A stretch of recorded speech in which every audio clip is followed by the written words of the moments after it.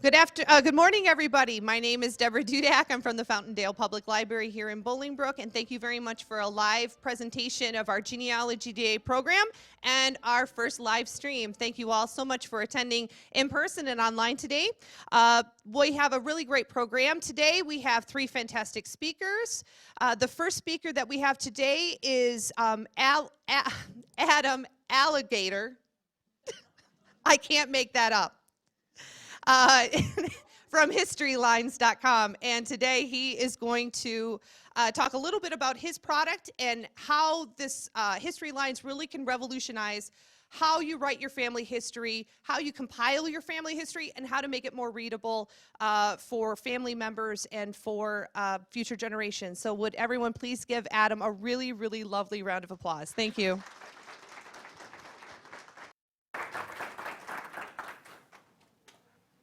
Good morning.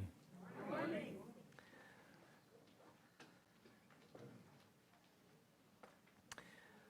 I don't know that I'll ever be as entertaining as Deborah, but I am excited to be here with all of you. We are thrilled to introduce History Lines to you. We've been traveling around the United States, presenting in lots of different forums about History Lines and what we're doing with History Lines to take genealogy from your family tree to the next level. So people love what they see, they love what they hear, and so we're excited to share it with you today.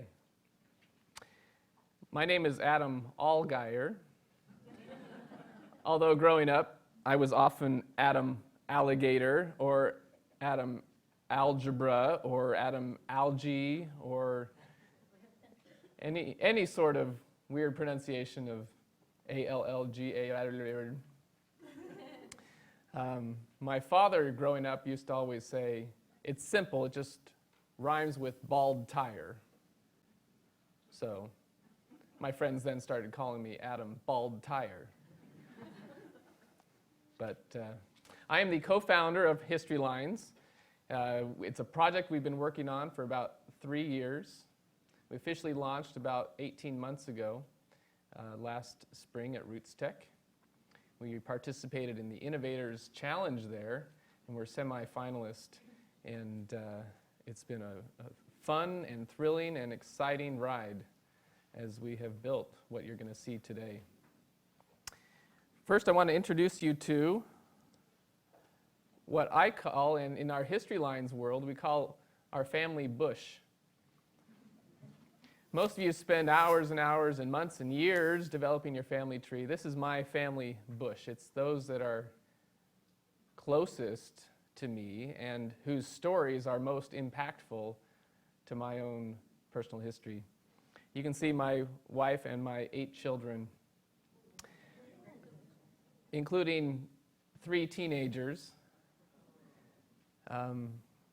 which is why in the last 6 months my hair has changed colors significantly. But and I would love, after the presentation today, if all you wise, seasoned teenage veterans will come and share your words of wisdom with me on how to survive parenting teenagers. My youngest is 1 year old. My girls are all angels, and my boys are something else. They, it is loud and noisy and chaotic every day, every hour of every day in our home. But I love it. They are my family, and I think everyone here understands and appreciates the power and the meaning and love that exists in a family. That is why we do genealogy, to connect with those that we love and those who we owe our history, our legacy to.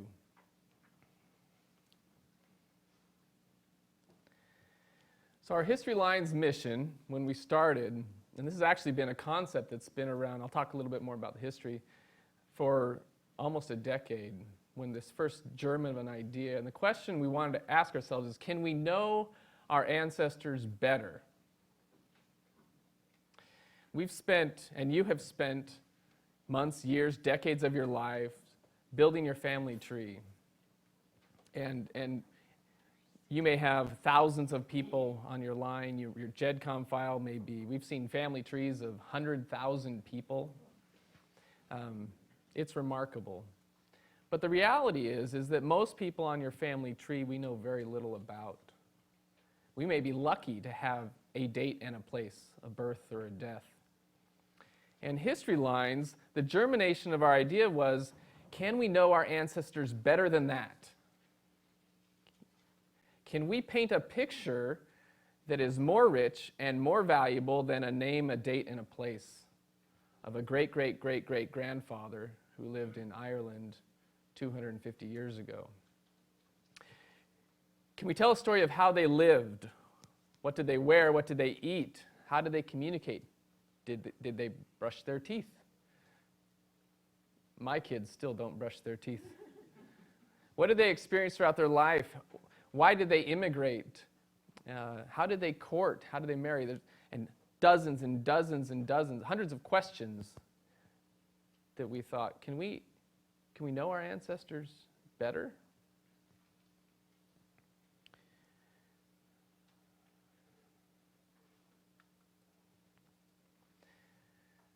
Most of your family trees probably look like this. Forgiven ancestors is probably what you have. Maybe just one fact, a birth fact. If you're fortunate, maybe you have a marriage and a death date and place. Maybe you have a baptism, a christening. That story is pretty limited. But those facts contain some really valuable information.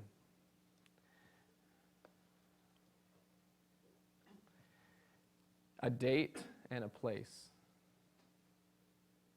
So knowing where and when your ancestor lived in history, we can look at history and say, all right, what events may have occurred during their lifetime that would have impacted them? So if they lived from 1750 to 1800 in Ireland, what was happening around them at the time that might have impacted them in their lives?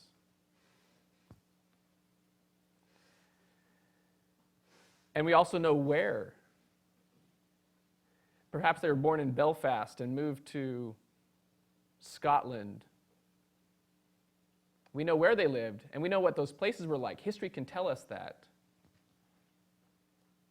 And history can also tell us lifestyle and culture at the time.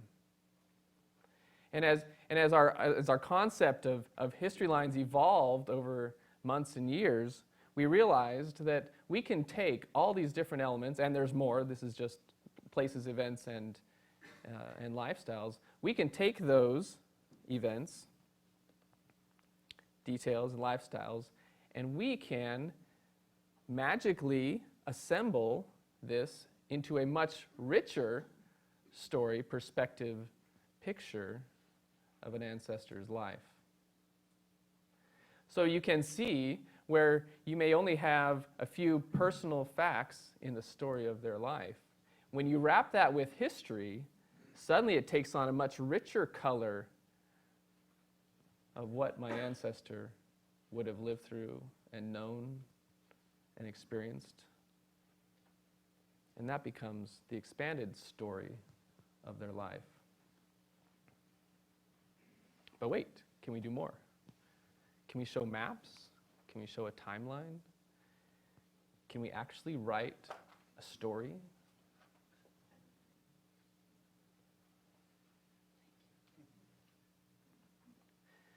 So our mission at History Lines is to turn your family tree with your names and dates and places into a instant, personal, historical biography of your ancestor's life. That's our mission, and that's what we want to show you today. And before we show that, I'm going to show you a little intro video that will give you a nice introduction to what History Lines is.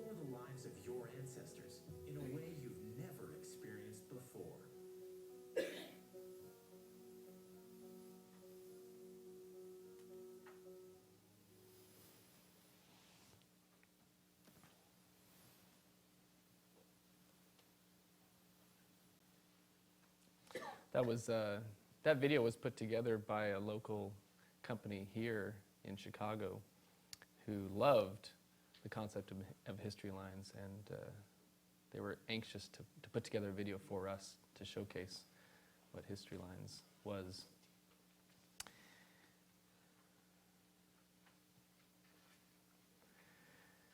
So we bring your ancestors to life by putting your ancestors in the historical context of their life. And here you can see this concept has been in development for over a decade. The initial seeds germinated about 12 years ago. And at the time, we didn't have technology, or I don't think, and we didn't have the vision for history lines that we had today. And I'll show you a couple screenshots of how it evolved over time. But back in 2013, we resurrected this idea, and we said, in 10 years has technology and information evolved to a point where we can do some really amazing things with this concept. And so we filled, in our development room, we filled whiteboards full of ideas and thoughts and concepts of ways we can put this project together. And we spent 2 years in development and then launched it last spring. And it's been a wonderful, wonderful experience. So I want to show you, just take you through some quick screenshots of what history lines used to look like. This is, in the early days, putting pictures on the paper. How can we make this look? Here's a map. We can put him on a map. We can put his little timeline and put some historical events around it and see what does that show us. And we put a pretty background on it and make that look old and antiquish.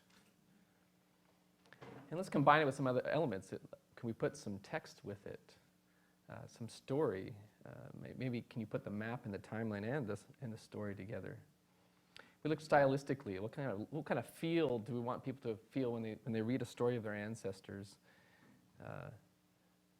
Is it about family? Is it about history? Is it about people and profiles? We had a lot of fun with our graphics design department, brainstorming ideas. Is there a link to the old journal? Rich, you genealogists will know and love and appreciate the feel and value of a journal of one of your ancestors. We spent a lot of time brainstorming layout. How do we put this all together? Maps, timelines, stories. How do we visualize what all this great information that we want to put on a story?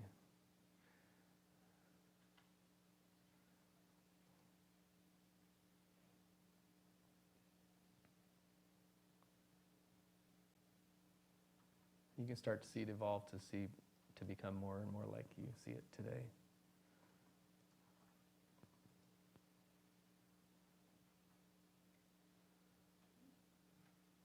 Oh, and of course, all-important logo, right? Every good product needs a good logo. And some of these we hand drew, some of these we designed.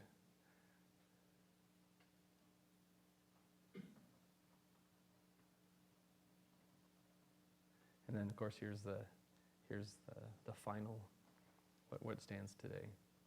We particularly like this icon, what it represents. You'll recognize that big, strong H from History Channel and other history projects. And our mission, our vision is that we overlay history with that leaf on your family tree. And together you start to see some remarkable things about your ancestors. So here's a story of George Selman Fox. And today, in the next half hour or so, I want to do a couple things. I'm going to walk you through history lines so you can get a feel for how it works, how it looks, and then I want some lucky volunteer who would like to pick on and come up and actually create a story of one of your ancestors, so you can see how that process works. So think about in your mind if you have an ancestor that you'd like to see us explore here today, and then we'll ask for volunteers. And then if we have time at the end, I'd love for everyone here, if you have a mobile device, to create your first story on history lines. right here in this session. It's all online. It's quick and easy to get started. And I'd love to have all of you have that experience. So with that, I'm going to switch out here onto the internet to My History Lines.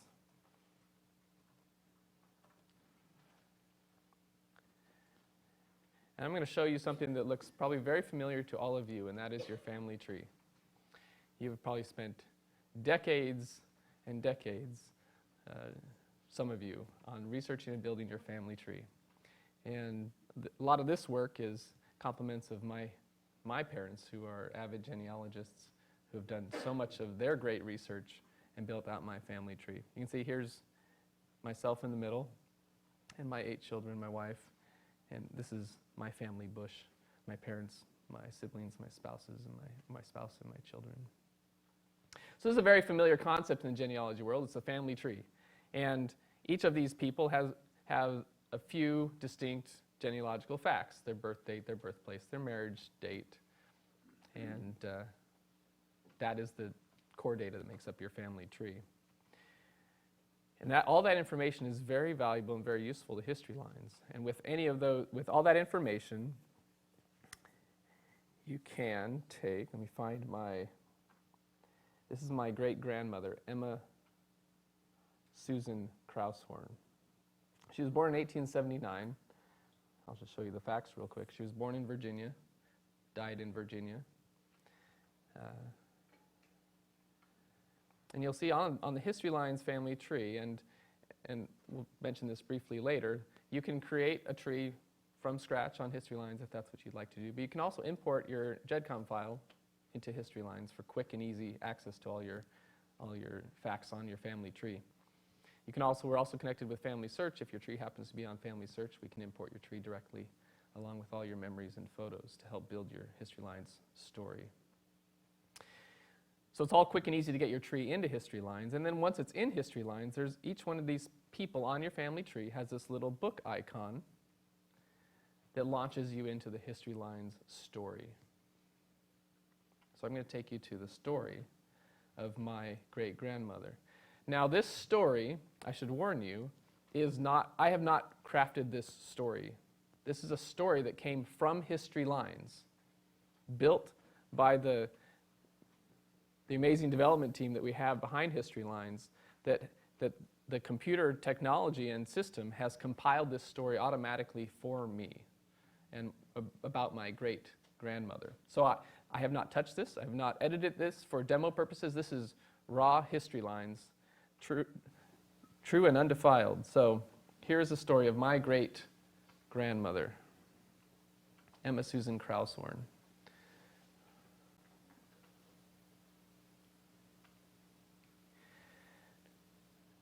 The first thing I want to point out here is her personal timeline, here in the middle. You can see she lived from 1879 to 1980. You can see her personal timeline is broken up into 4 different sections. Each of those sections represents a different place she lived throughout her life. That is automatically calculated from where and when she lived throughout her life. Marriage events, birth events of herself, of their children, of her spouse, her siblings. History Lines calculates and determines a timeline of where and when she lived throughout her life. And you can see that broken out in her lifespan here. Each of those corresponds to a point on the map, that place where she lived. And you can see she was actually born and died in Virginia, but through a good portion of her life, she lived here in Illinois. In fact, she lived just out here in Yorkville 130 years ago. Her homestead is out here, which I did not know. And in fact, my grandmother was born in Yorkville in their little homestead on their farm.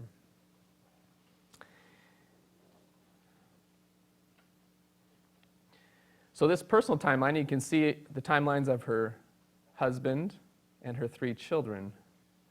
This is my grandmother, Esther Jane Carlson. On that personal timeline, we overlay the historical events and personal events that occurred during her lifespan.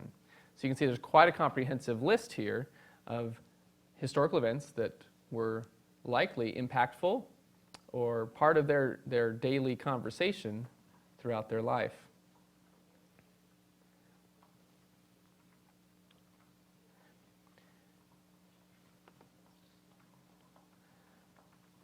Each of these lifespans on her timeline is clickable, and when you click on this lifespan, it'll show where that was on the map, and it'll also list the events that occurred during that time in her life. She was born in Liberty, Virginia, and you can see there where she was born. From there, she moved to Bealton, Virginia, and you can see the events that occurred while she was there, including 2 of her siblings being born and historical events. From there, she moved to Macomb, Illinois, where she lived for about 60 years. And you can see that, if I can figure out how to scroll this, you can see a good portion of her life was spent there. So a lot of rich history and experience happened while she lived in Macomb. And of course, there she moved to Yorkville and then died in Virginia. On this timeline, this shows all the historical events that occurred during her lifestyle that our research team has researched and written for her story, including like the Great Depression. Each of these is clickable, and as you click on this, it will show her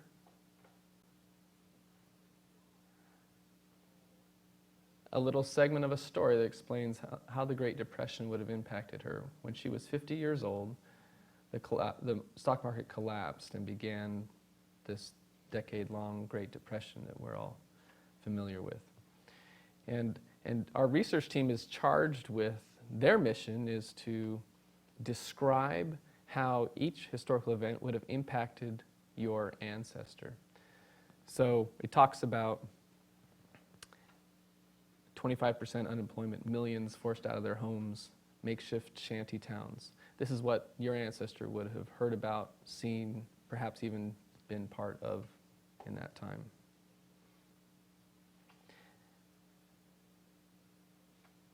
And the map will also show the occurrence of that event in relation to your ancestor on a map. So that's historical events. And that's just one dimension. We focus a lot as well and put a lot of time and energy into describing culture and lifestyle at that period in time as well. Along the left-hand side here, you can see what we call lifestyle cultural dimensions that would have impacted and explained and described how life would have been like for my great-grandmother, Emma Kraushorn. For example, childbirth and childhood. How did they work? How did they play? Children in the 19th century Virginia were expected to work hard. Many of the kids that she knew also had time to play. Toys were starting to be mass-produced, so more kids had more toys. They enjoyed playing with toys such as jacks, marbles, and quoits, ring toss. Who's heard of a quoit before? All these lifestyle dimensions are richly descriptive of life in that time. What did they wear? How did they transact? Where did they buy food and clothing and daily necessities? What did they eat? How did they communicate? How were children and teenagers and older educated at the time? What was medicine like? Doctors, hospitals, what were politics and religion and transportation? Again, all part of this grand vision of can we paint a picture and tell a story of an ancestor's life? And we put all these sections together, all these elements, the places, the events, the culture and lifestyle into what becomes the story of their life. I just want to show you quickly how extensive this story can be. So from just a few facts and dates and places on my great-grandmother, Emma Kraushorn, we can build a very comprehensive picture of their life. And that's That's been our mission on History Lines.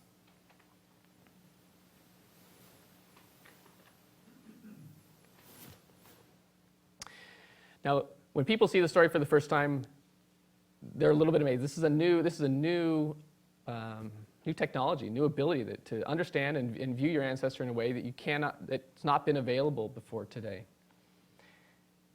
And they love it. And their next question is, how do I add to it? And so we have built what we now call the story wizard here. And this contains the building blocks for everything that becomes part of the story. You can see for Emma Susan Kraushorn, you can see her lifespan, born 1879 to 1980, and you can see the locations and how we've calculated those locations for that ancestor. So you can see she was born in Liberty. Her sister was born in Bealton. Her father died in Macomb. Her husband died in Yorkville. And then she died in Arlington, Virginia. Now, that might not be all we know about that ancestor. We might know when they moved to Macomb. And so we can very easily add an immigration event, a residence event, if you have a census record, or if you have a personal story that places them at a certain time and place. You can add all of these elements to their History Lines story that will help refine what we know about the ancestor, where and when they lived, which will in turn determine and refine the story, the historical context that wraps around those dates and places. This is the family bush. It's the parents, the siblings, the spouses, and children. There's a quick interface to add those personal elements and details and facts and places to the story. And then we have a list of all the historical content that's included in the story, personal and historical. And this provides you a quick and easy interface to view all that's in there, but also to remove sections you don't wish to appear or you don't feel is relevant, but also to edit. Each one of these sections, story sections on History Lines, is completely editable. You can personalize all the content to add your insights, your details, photographs that you have, memories that you've collected to build the complete story of their life. So from a few facts and dates and places, History Lines can create this very comprehensive picture template. And then with other artifacts that you've collected over the years, you can add them to the story to build a complete personal history of their life. You can add pictures, you can add text, you can refine the place if you know that a residence was in the town over. You change all that information right on History Lines, and then the story is updated automatically to reflect the changes that you've made. So the next question people have is, what do I do with the story? And we have two really simple and powerful ways to share the story with others. The first is the ability to print and save your story. This will create a printable PDF view of your story, which you can print and keep in your personal history books or bind into books to share with families.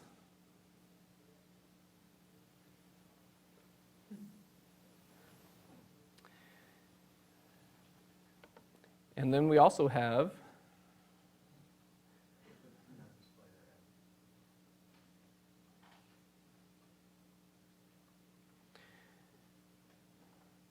with the advent of the digital age, we've built some really powerful sharing tools to share History Lines with your family and friends online. You can post your story on Facebook, on Google+, on Pinterest, on Twitter. You can also share a link to the story. You can email it, text it, post that link to that story. Each story has a very unique story identifier that you can share with anyone, and that will give them immediate read-only access to read your stories. And then you can also embed the story live, interactive in your blog. For those of you that may write and document your genealogy experiences online on your blog, you can embed these stories in your blog, and people can actually read and explore right inside your blog. So that's how we share History Lines.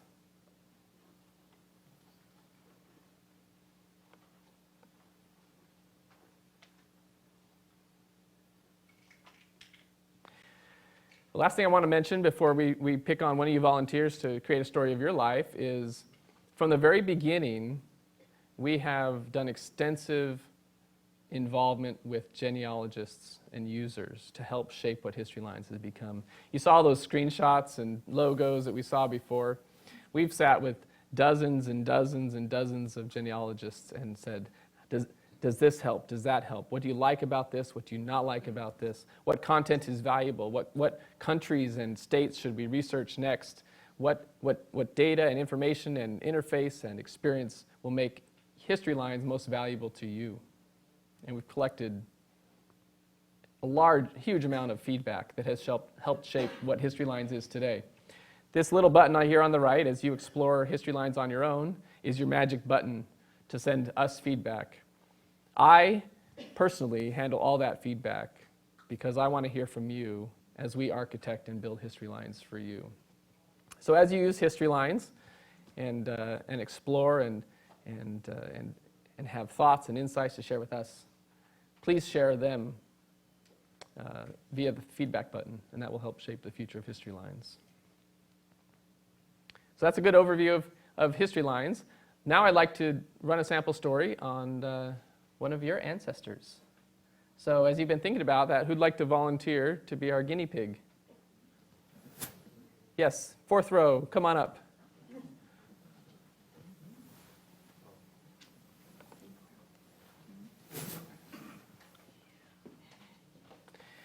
And we're going to walk you through, hopefully we'll have the opportunity for everybody to do this in a few minutes. But we're from the very start of signing up, which is extremely easy, and creating your first story so you can see how easy it really is. Okay. So what's your name? Barbara. Barbara's here. Thank you very much, Barbara, for playing guinea pig for us. Hopefully we'll find this valuable and insightful, and cross your fingers. We'll see how it goes. Yeah, really. His name. Do I type? You type. You type. We'll bring you up here. I'll talk. So, go ahead. First of all, we need to create an account for you. So enter your email address. Okay. Well, I have my dates here. I had to write them down to make sure. I'll put it right there. My email address.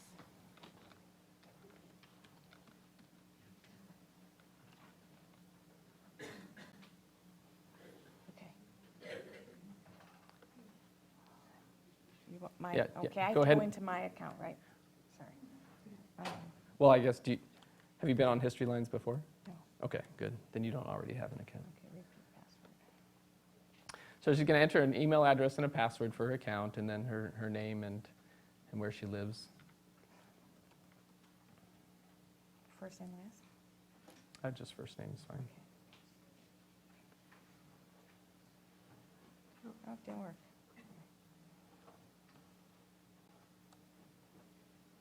All right, create account. We're ready to get started. This is the first screen that you will see after you create your account. You can read your first story in 30 seconds. We'll see how fast a typer you are. Oh, boy.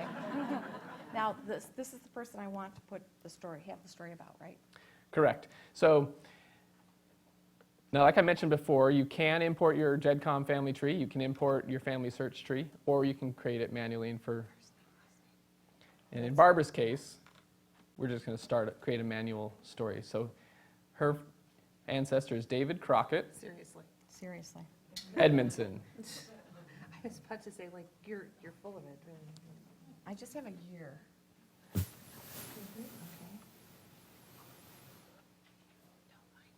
Well, it's hard not to. If you have just a year date, that's fine. If you have a specific day date, that also works fine.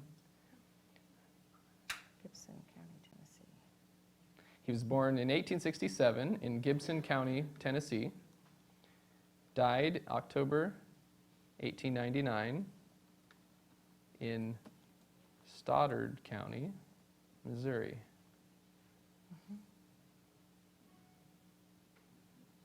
And select the gender and start your story. And that's it, to get started. You see, here's the story of David Crockett Edmondson. David Crockett lived in Tennessee. That area of Tennessee was very popular boy's name. Davy Crockett was? It was the real David Crockett, yeah. Oh, okay. So you can see here, and Again, the format looks very similar, but the content is very different. You can see, let's just walk you through here. Okay. He was born in Tennessee in 1867. You can see here, the first section we have is a description of what was Tennessee like in 1867, the terrain, and other things that you can read about, just to get a quick picture of what that place would be like, as well as a picture. And by the way, this picture is clickable. You can, if you'd like a larger view of that picture, you can see a nice, pretty picture of Tennessee. It looks that way now, some of it. It hasn't changed much. You can also see, like we've seen before, the lifestyle, childbirth. So this is a chronological personal history. You can see when he was, what was it like to be born in his time, for his mother, for him. You can see in 1869, the great invention of Heinz ketchup. Childhood, blue jeans, and you can read the story of his life. Now here's a question for you. Do you know more details about David Crockett than... He was a farmer. Okay. So you know he was born in Tennessee. And the family all moved over to Missouri, where they were farming, and he died in a farming accident, Okay. leaving 3 small children. Do you know when he moved to Missouri? No, I'm thinking it was probably around 1893, 94, because he was married right before that in Gibson County. His first child was born in 1895 in Missouri. This is good stuff. Okay. So remember, we just entered a few basic facts about David when we started. His name, his birth date, his death place, right? So, but turns out we know more than that, right? Right. So let's jump into the story wizard and add a little bit of information. For example, you mentioned his wife, right? Right. So we know, Okay, thanks. I keep thinking you're going to stick it, hit me in the nose. so why don't you type in what you know about his wife? Betty, His wife is named Betty. you want birth names? Yes. Betty Brickhouse. She was born in Gibson County, Tennessee.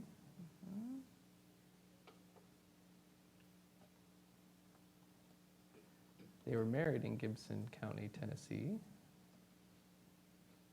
Oops.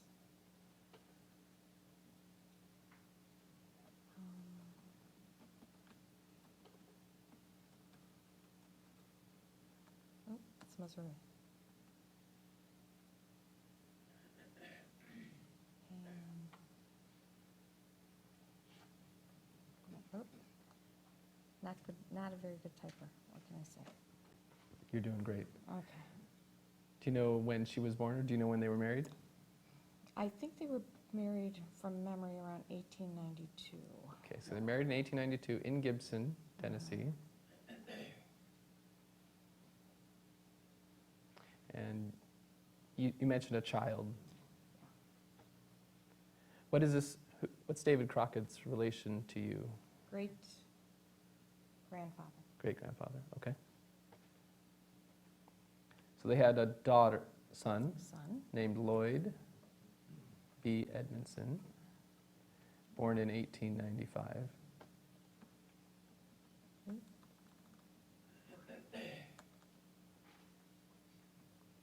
Like I mentioned earlier, if you import your family tree, all this information will be already populated for you.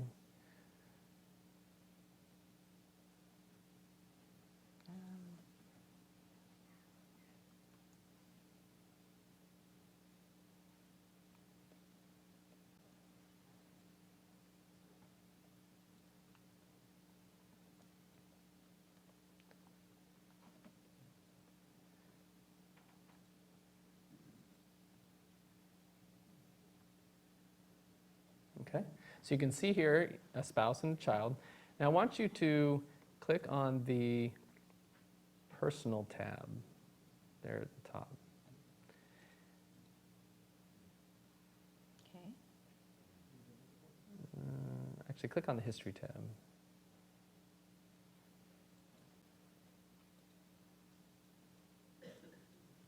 Okay. Actually, let me.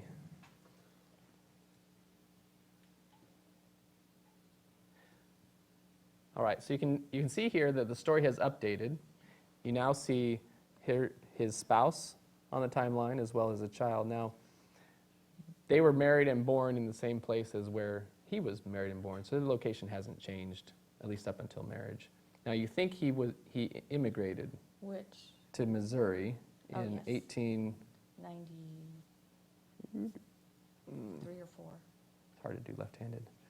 All right, so let's add a immigration event. Click on the Add Immigration link. They move to, Here, story? up at the top, Okay. they move to Missouri. Now this is the title of the event that will appear in the timeline, and then the year that they moved, or estimated. Okay, do you put estimated, around, about, circa, or just put in? Do your best estimation. You can always come back and change this. This is part of the editing process. And they moved to Stoddard County, Missouri. And if you had a picture of their homestead, you could add a photo right there. And then if there's any details, you can, are there any details? Do you know anything about the move? He moved with his family. His parents and his siblings all moved over there. Okay, so he moved there with his entire family.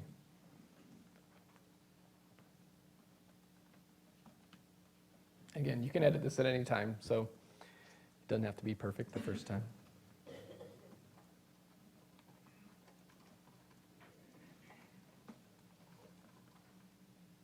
Okay. Yeah, it's Oh, interesting. So some of the in-laws moved with them. Right. Great. So let's see. We're going to refresh the story here. Aha. Uh-oh, I think we have a date problem. So it says we moved to Missouri in 90, did I type it wrong?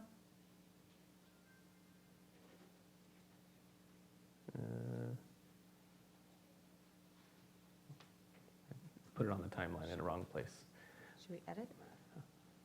I think it's okay. But you can see here in David Crockett's life, because we now know that he moved to Missouri in 1893, you'll see that his timeline is now split up into 2 locations.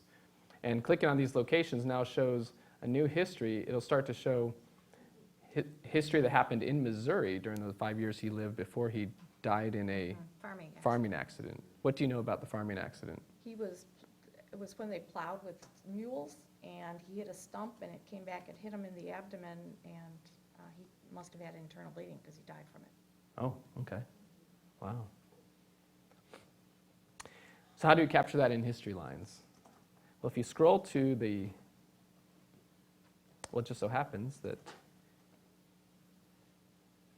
in the story of his life, his last event is his death. So he died when he was 32 years old in Stoddard, Missouri.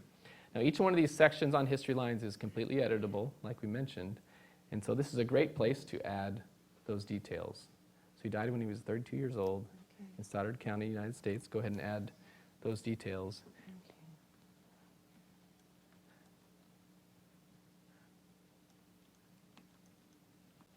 While out plowing, he hit a stump. What did I do? You click the mouse. There you go.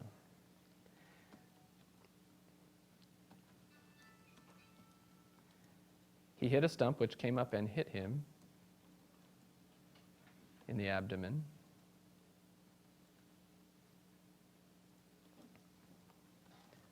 How do you know the story? Was this in a journal or? No, cousins. Okay. My mother's cousins, and this is what, it was stories that were passed down from the aunts, his sisters, their aunts, and so on. Okay.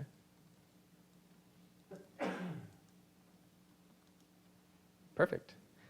So while out plowing, he hit a stump which came up, hit him in the abdomen, causing injuries, and he died. Let's go ahead and save and close that. The story will refresh, and you'll see Okay. that the story is updated with that information. And so you start to see the process of how you create the initial story, and from that story, start to add the elements that will build the complete story of his life. Wow. So thank you. My pleasure. All righty.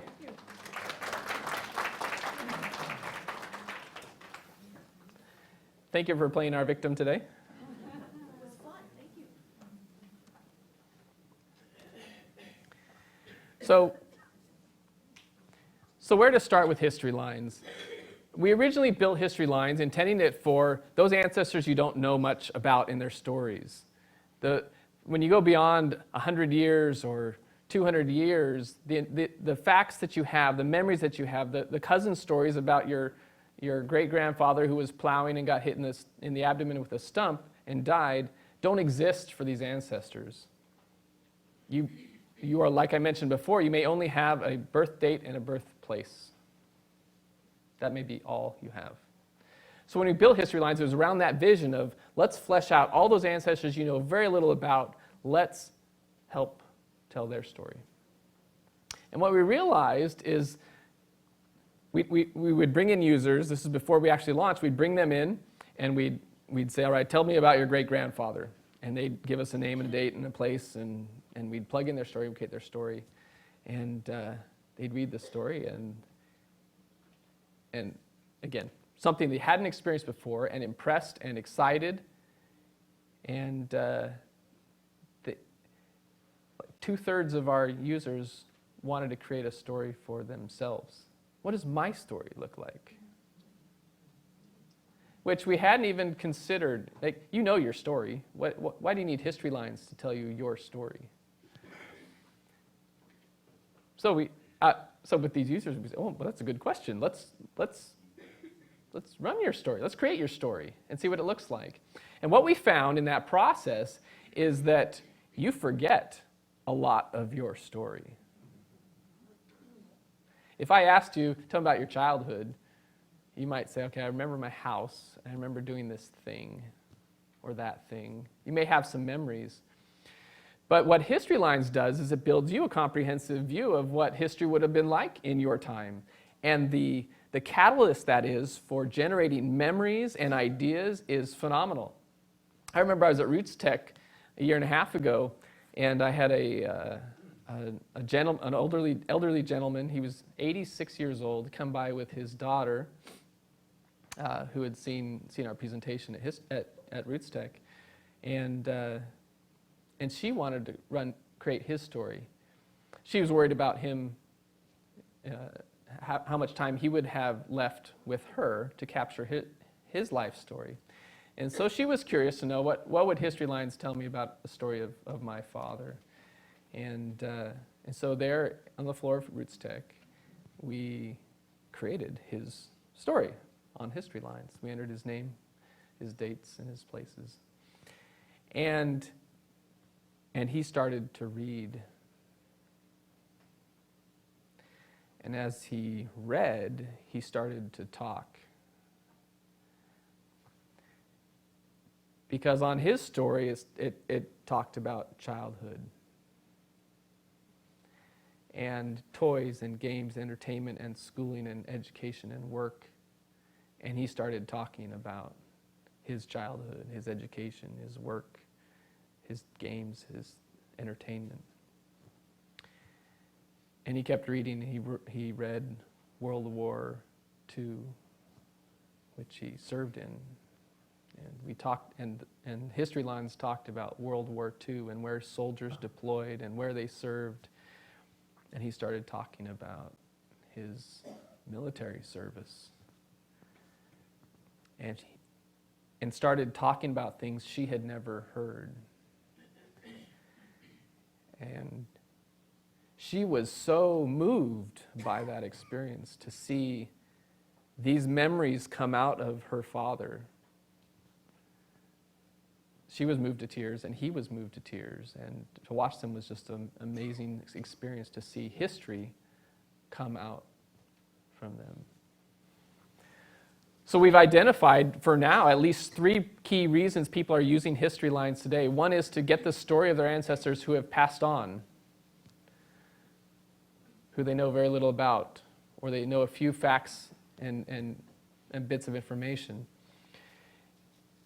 And we have people that are creating History Lines for their living ancestors to capture before they pass on, capture all their memories and insights into personal history.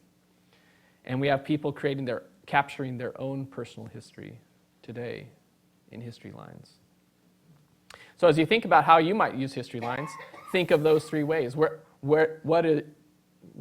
is your itch? And where is your need? Where is the opportunity for you that you really want to explore? And History Lines fits all of that very well. History Lines is a tremendous launch pad for capturing and pulling out memories from our minds, because it tells us what was happening in our lives. It reminds us of when the Challenger blew up. I remember, I'd forgotten. History Lines told me on my story, I created a story for myself. I was 7 years old, and History Lines told me that. It says, when Adam was 7 years old, the space shuttle Challenger blew up, killing 7 astronauts, including a school teacher who was that first time in space. I'd forgotten that, but when I read that on my story, I could picture it. I remember I was 7 years old. I was sitting in the school cafeteria, and we had this old tiny TV sitting at the very front, and we were all sitting on the hard tile floor watching this great launch. This was a school teacher in space, momentous for the education in school. And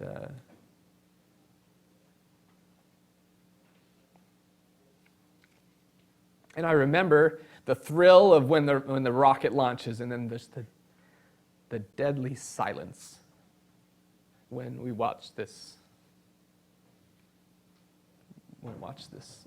space shuttle blow up. I can remember this.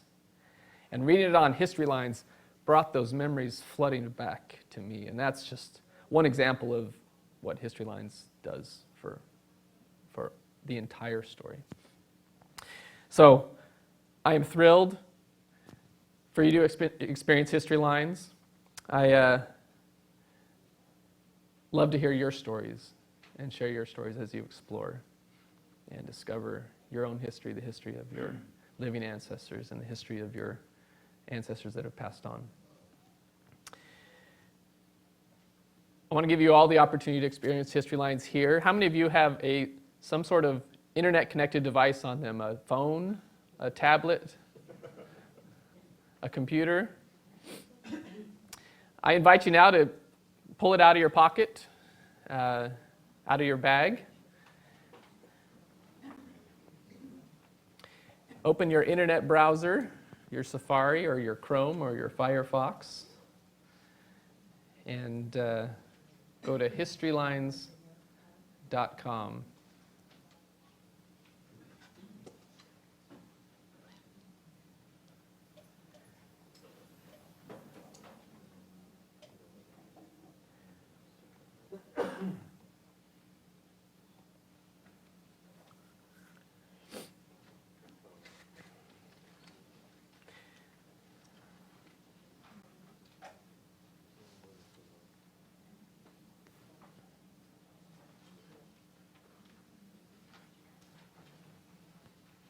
Yes? Who owns the copyright for the stories that are created?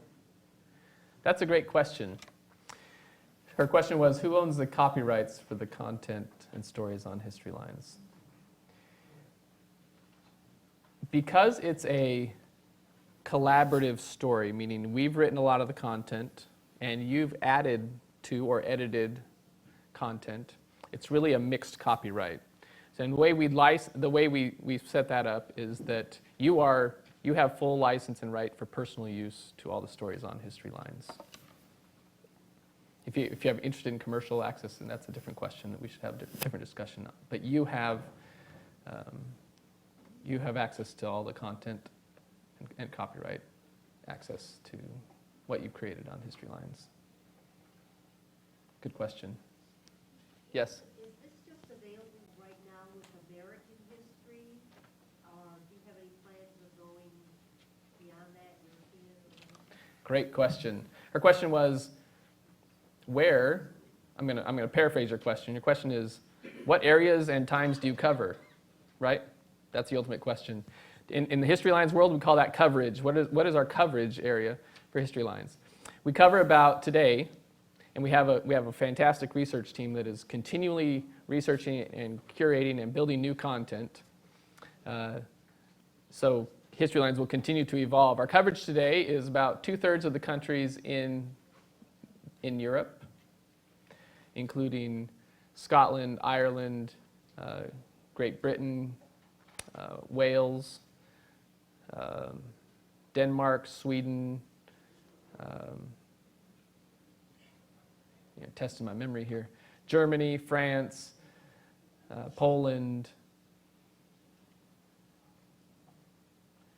in the United States and Canada. And then that's country level history.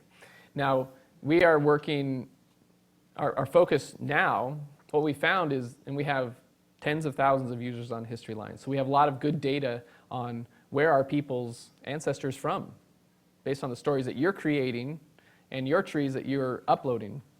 And what we found is that 90% of your ancestors that you're creating stories for on History Lines spent some or most of their life in the United States. So our current focus is on more regional and local histories in the United States. And we've covered about half of the current states in the United States so far, with more local, regional history. And that will continue to evolve as we cover all states. And of course, our grand vision is all countries, all regions in all countries, and even, if you can imagine how enormous this effort is, all local towns and cities across the world. If you can imagine the power of knowing my ancestor lived in Bolingbrook, Illinois, and the key events that happened in Bolingbrook, which would have impacted their life growing up. It's pretty remarkable. You can imagine how expansive that effort is. So History Lines will be an ever-growing, ever-evolving project as we build and curate all that content. Your stories that you create today will continue to evolve as more content is added. As we do more research on our side, and as you add more content on your side, those stories will continue to evolve and grow. So, great question. How about cost and security? Costs. So it's free to get started on History Lines, as some of you are doing right now. We want to give everyone the opportunity to get in and explore History Lines for free. Now that'll give you access to creating 2 stories. If you would like more, if you like unlimited access to History Lines, you can subscribe. You can subscribe monthly or annually. If you subscribe annually, I think it's $59 a year. And we have, for those of you that are interested, we have discount cards for all of you who've been here today and put up with me for the last hour. It's a 50% discount. In the back.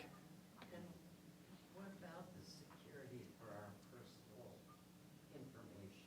Oh, you're right. That was the second part of your question.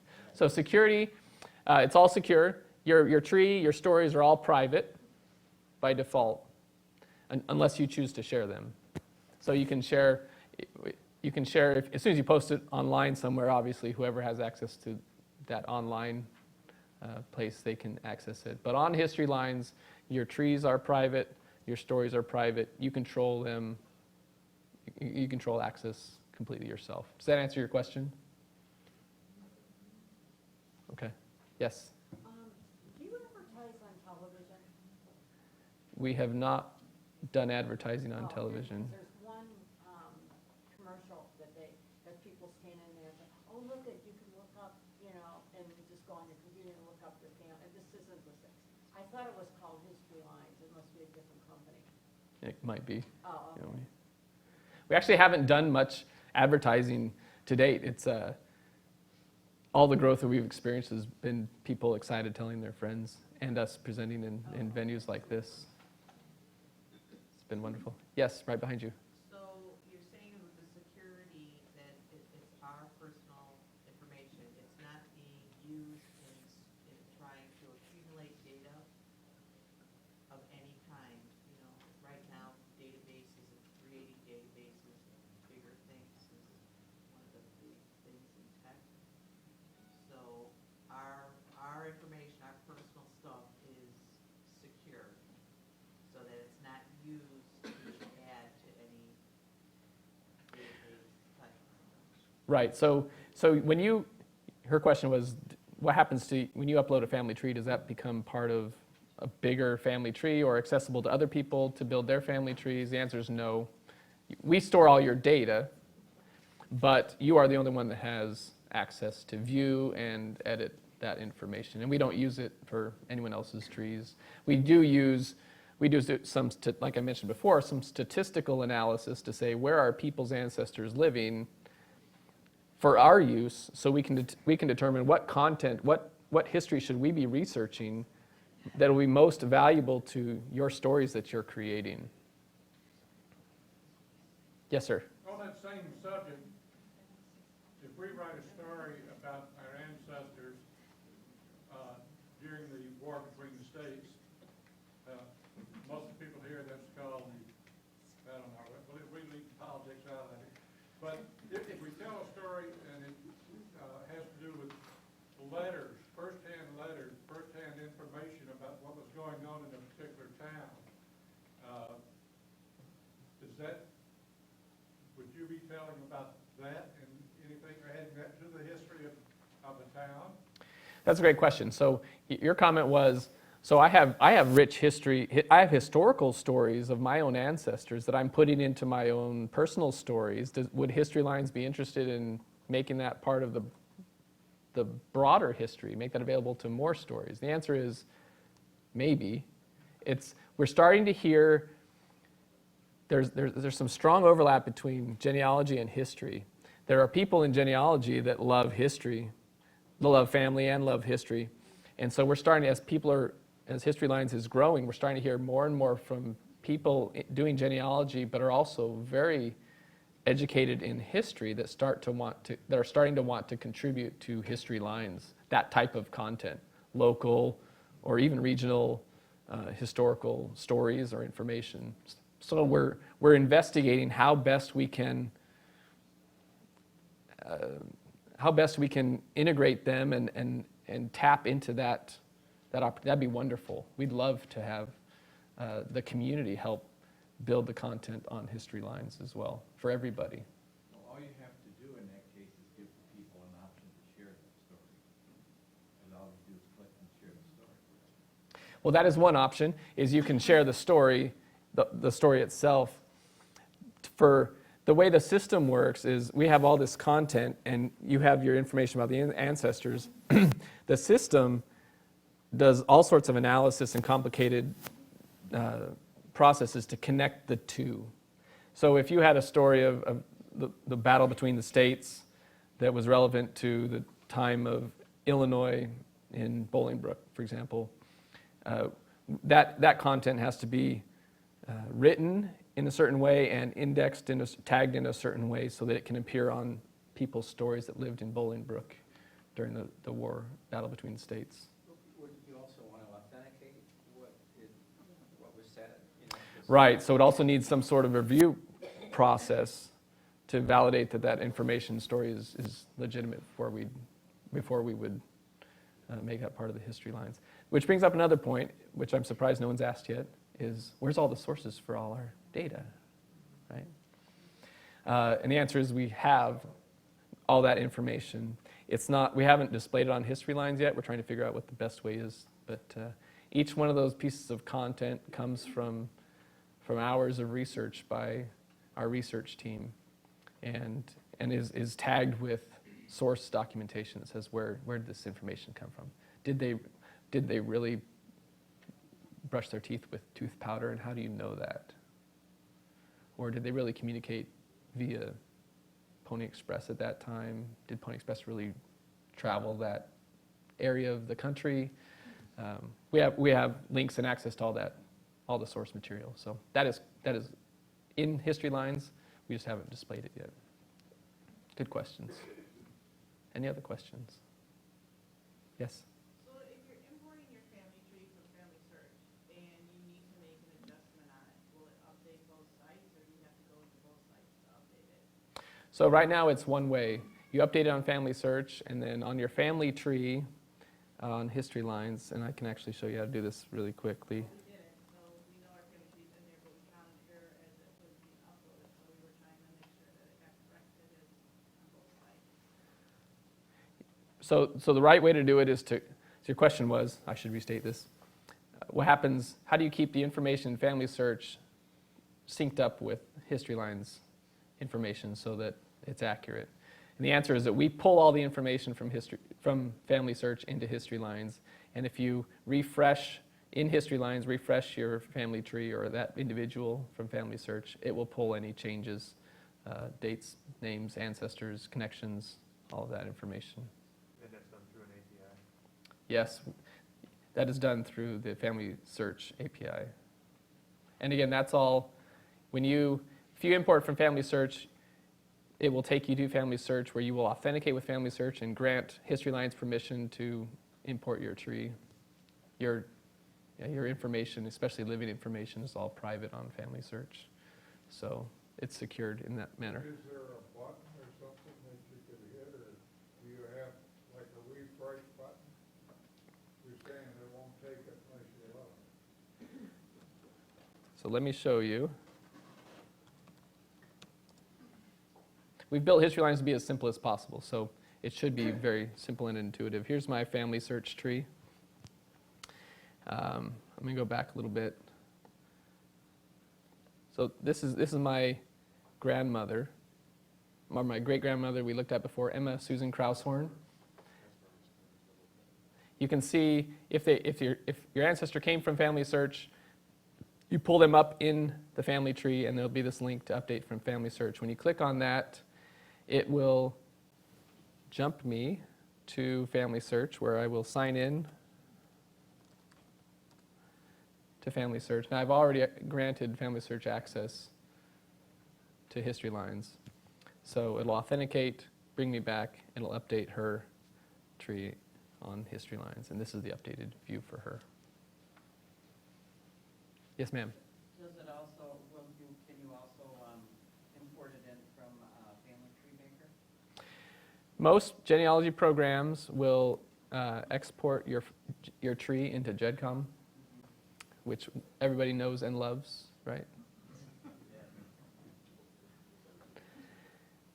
You can see I've done tons of...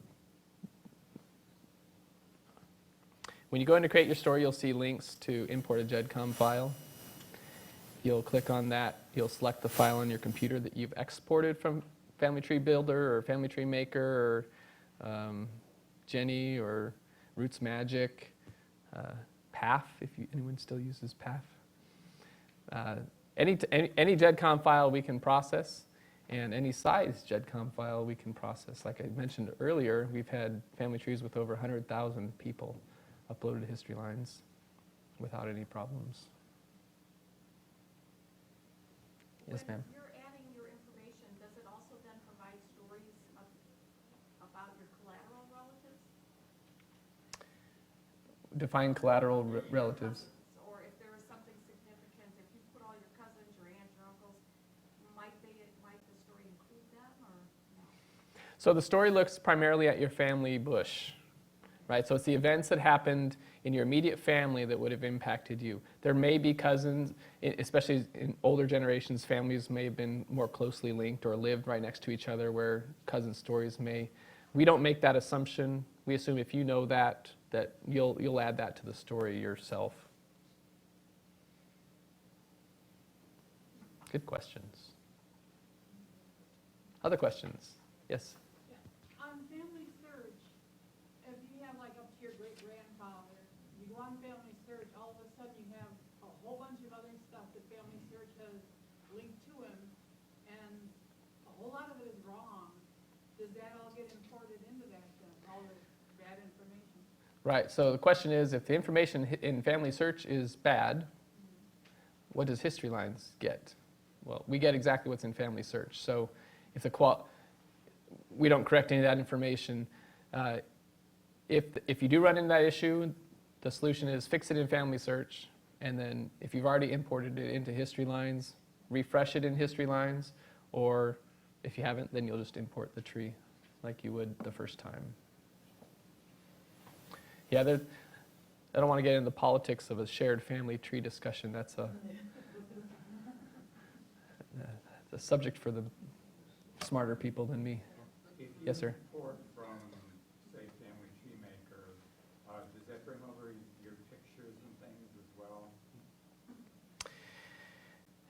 Good question. So the question was, if you import from GEDCOM, what about photos and memories? And the answer is the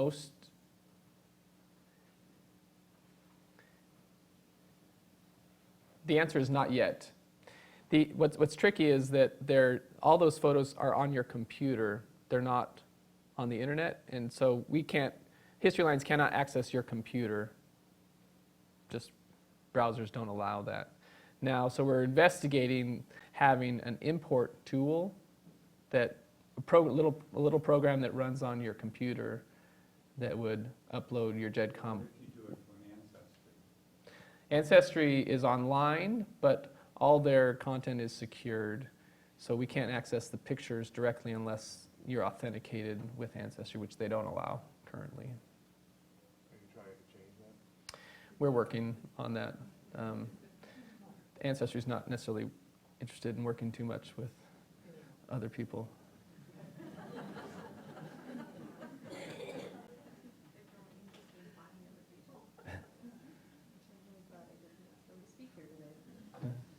Other questions?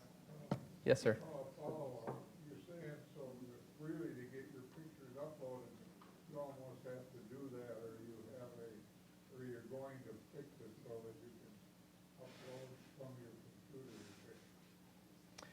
Right, the way you do that today is you'd have to manually edit each section to add the photo from your computer, which we recognize is not. A lot of people have a lot of photos tied into their ancestors.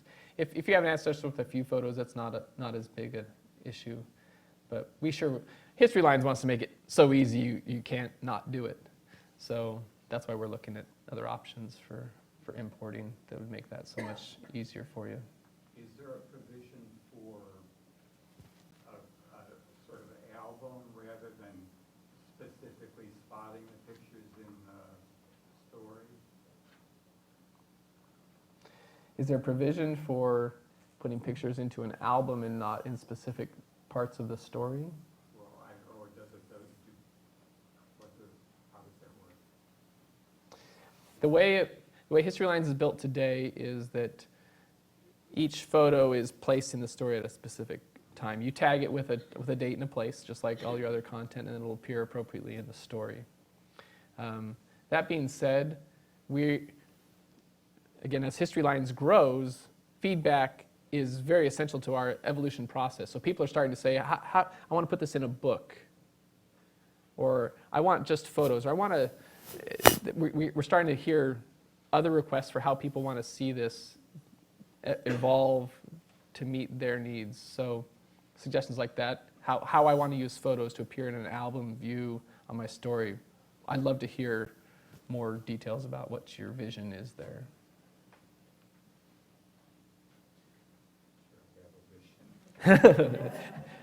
If you have a vision, or if you just have a thought, you can certainly share that as well. Yes, ma'am, in the front. Oh, so my brain is exploding with gift-giving ideas for genealogists. Do you have a way I can gift a subscription to this to other people? Mm-hmm. Yes. On the subscription page, you can give a gift of History Lines. So once you've created your accounts, which we probably got distracted with questions, so no one's actually signed up on History Lines yet. You can give a gift to an individual.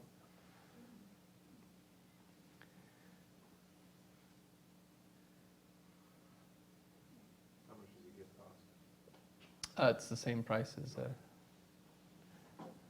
normal subscription. What it does is it actually has a 3-month option. It actually, you purchase it and then you gift it to a certain an email address, and it'll send them a welcome present. Yes, sir? If I have a history line with pictures, if I'm visiting someone else, can I access that with the pictures and everything on their computer? Yes, so the question was, In the cloud, basically, or something? yeah, how do I access History Lines when I'm not at home? Well, History Lines all online, so you can access your account from any computer. from any device. On the little handout, you can see that you have about History Lines. It has a computer, it has a tablet, it has a phone. You can access History Lines on all of those from anywhere, as long as you know your login for your History Lines. And it's an adaptive site. It's responsive, yeah, so it works great on mobile and great on big desktop. Yes, ma'am? What happens after 2 years if you decide you're not going to keep paying for your subscription? What happens to that information? So what happens when your subscription expires? You choose no longer to have a subscription. So the subscription allows you to create new stories.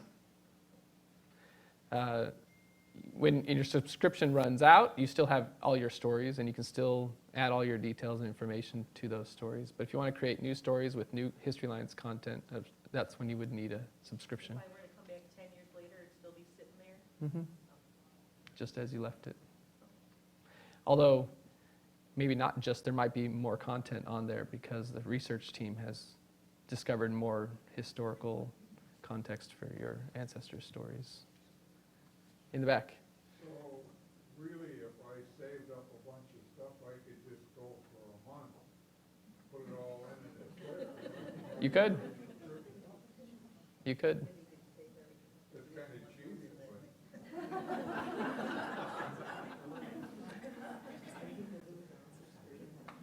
Follow your heart.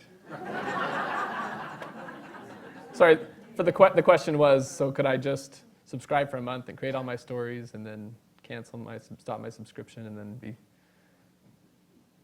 get off for cheap? But to be honest, History Lines is a mission. Our mission is to tell stories. Your subscriptions help us accomplish that project, help us accomplish that mission. So whether you subscribe or not, or are cheating or not, that doesn't bother me. Our mission is to tell the story of any ancestor in any part of the world. And so your contributions through your subscriptions help us do that. Yes, sir? How are you funded? How are we funded? So I'm the co-founder and the funding investor, I guess you could call it. I'm a bit of a serial entrepreneur. I love to build things. And we've had some success with, I don't know if you've heard of Buku, Bolingbrook Buku. That's a venture we started about 12 years ago that has been very successful, and it helps fund other really neat things we do, like History Lines. Out of curiosity, how big is your team, this historical research? How big is our historical research team? Right now it's about 10. It's made up of historical researchers, writers, and reviewers that make sure all the content is. And they have a challenging job because they're not just collecting history, but they're writing it in a way that hopefully you'll enjoy reading on your stories. And they're jumping around between Kentucky and Italy and Polish history. But they love it. They love this stuff. Here in the front, in the purple shirt. Brown shirt, striped shirt. Yes. Sorry. When you print, does it print what you see on the screen, or do the pictures come, how do those, if you have more than one picture, how does that play out? Good question. What does it look like when you print it? It looks similar, but not exact. So what you'll see is on the story view, you remember the timeline and the map are next to each other. In the printable view, it's the timeline is full width, and below it is the map that's full width, so it's a larger version of both the timeline and the map. And then, of course, you have the story sections look the same. The pictures, instead of being small icons, are below each story section larger. And we're actually doing some really neat work with giving you the ability to format the print view, placing the text and the pictures where you want. So you'll be able to make it exactly how you want. That's been one of our strong feedbacks we've received from people. They love the story, but they want to tweak the size of the pictures and make it beautiful. So we're doing some cool work with that. Yes, sir? I use Legacy Family Tree, and part of that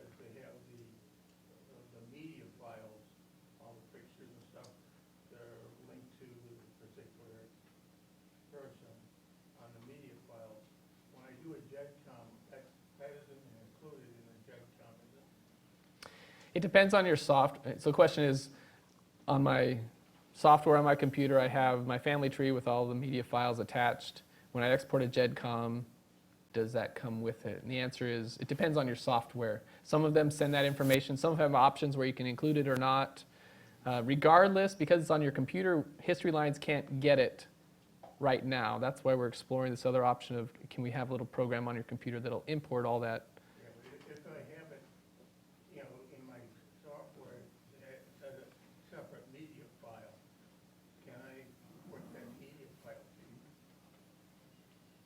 You can certainly do it manually, adding it to the story like you would a photo.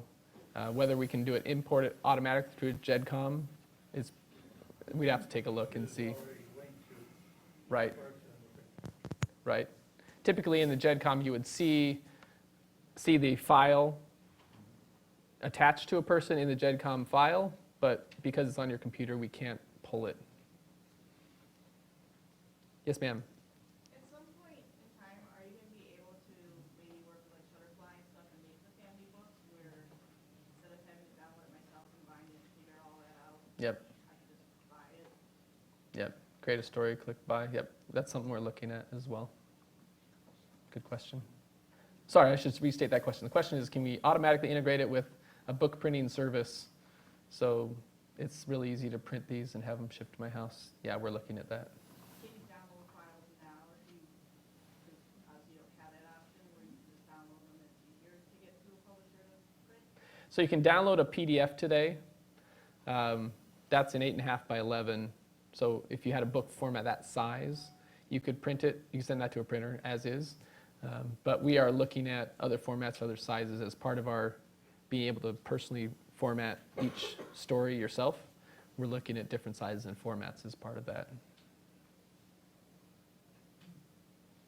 Yes, sir. Is there any provision in History Lines for making suggestions to the family, you know, comparable to ancestry? Yes. Oh, making suggestions? Does History Lines make any connections among? So adding personal, can History Lines provide hinting, family tree hinting to help build out your family tree? We haven't built that into History Lines. Our model has been take the tree you've built with these great tools on Ancestry and Family Search and Find My Past and My Heritage. They do great job at collecting records and hinting. I just was thinking that after creating all this context, there might be certain connections that would, you know, crop up. That's a great comment. You'll find as you read history that you will start to make connections. Why did they immigrate? And things like that as you read the historical narrative of their life. Thank you for all being here. It's been wonderful to be with you. Wonderful to be here in Bolingbrook with Deborah. Oh, thank you so much. Great to be here. I do have discount cards if you're interested in picking one up. Please come get me. Otherwise, have a wonderful day, and I hope you enjoy History Lines. Yeah, thank you. Thank you, Adam. I hope that you all enjoyed this first part of our presentation. We will be back at 11 o'clock for our second session. And thank you so much. What time?